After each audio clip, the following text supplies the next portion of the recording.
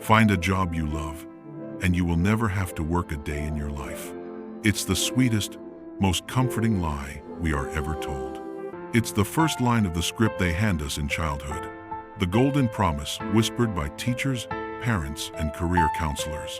It's the centerpiece of graduation speeches, the mantra of a generation. Find your passion. That one singular, magical thing that will make sense of all this. The thing that will make the deadlines disappear, make the bills feel lighter, and make the SAO AM alarm clock sound like an invitation. They sold us salvation. They sold us a calling. They sold us a life where work isn't work, it's joy. And we bought it. We bought all of it. We took quizzes. We changed majors. We quit stable jobs. We spent our savings, all in the desperate, frantic search for this mythical thing called passion. Because the alternative is just too horrifying to consider, that we might spend 50 years of our one precious life just working. But what if the promise itself was the poison? What if that beautiful piece of advice wasn't advice at all, but a trap? Let's call follow your passion what it really is, a marketing tactic. It's the most brilliant piece of propaganda ever designed for the modern economy. It's not a path to freedom. It's a blueprint for self-exploitation. It's how you get a high milum-year-old to work 30 hours a week for the salary of bonway. You don't pay them overtime. You pay them in experience. You pay them in culture. You pay them in the privilege of doing what they love. They convinced us that if we loved the work, the labor itself was the reward. They redefined exploitation as opportunity. Look around. The most passionate industries are often the most abusive. Publishing, the arts, nonprofits, startups.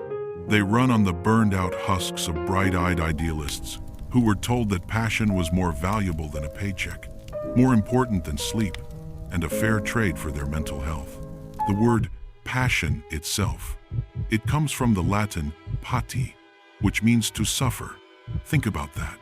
They didn't hide it. They told us, right to our faces, that to be passionate means to suffer for it. And we romanticized it. We called it the grind. We called it hustle. We wore our exhaustion like a badge of honor, proof that we really loved it. And this is where the trap snaps shut. Because there are only two outcomes in the pursuit of passion, and both of them will break you. Scenario A, you fail. You follow your passion. You go to art school. You start the band. You write the novel. You pour your entire soul into it. And nothing. The world doesn't care. The bills pile up. The algorithm ignores you. And now, you are not just poor. You are a failure. The shame is crushing, isn't it? Because you weren't just trying to start a business. You were following your calling. And if you failed, it must mean you weren't talented enough. You weren't brave enough. You didn't work hard enough. You just didn't have enough passion. The system didn't fail you. You failed your passion. That's the story you tell yourself. But scenario B. Scenario B is so much worse. You succeed. You make it. You turn your hobby into your job. You take that one beautiful thing you did for fun, the thing that was your escape, your sanctuary, the one part of your life untouched by money, and you kill it. You kill it by chaining it to a deadline. You kill it by forcing it to please a client. You kill it by analyzing it on a spreadsheet, by assigning it a KPI, by demanding it pay your mortgage. The thing you did to escape the pressure has now become the source of all the pressure. The painter who loved to paint now hates the sight of a canvas because it represents 3 pending commissions. The writer who loved to write now stares at a blank screen, feeling nothing but the crushing weight of a word count. The musician who played for joy now hears their song in a car commercial and feels hollow. Your escape has become your prison. And now, when you are stressed, when you are tired, when you need to get away, where do you go? What do you do when the one thing that saved you is the one thing you need saving from? This is the brutal truth. The follow your passion narrative is the single greatest cause of modern burnout. It creates an impossible crushing pressure. The pressure to monetize your joy. The pressure to turn every hobby into a side hustle. The pressure to perform authenticity. If you don't love your job, you feel like a fool, a drone, a sellout. You feel guilty for having a boring, stable, chin-to-numb job that pays the bills, because you're not living your dream. And if you do follow your passion and you're still not happy, if you're just stressed and tired, you feel like a monster, an imposter. You're living the dream. Why are you so ungrateful? You're trapped. You can't win. And that's the point. The system was never designed for you to win. It was designed to keep you blaming yourself. It keeps you so focused on your choice of passion, your lack of talent, your ingratitude, that you never look up and question the system itself.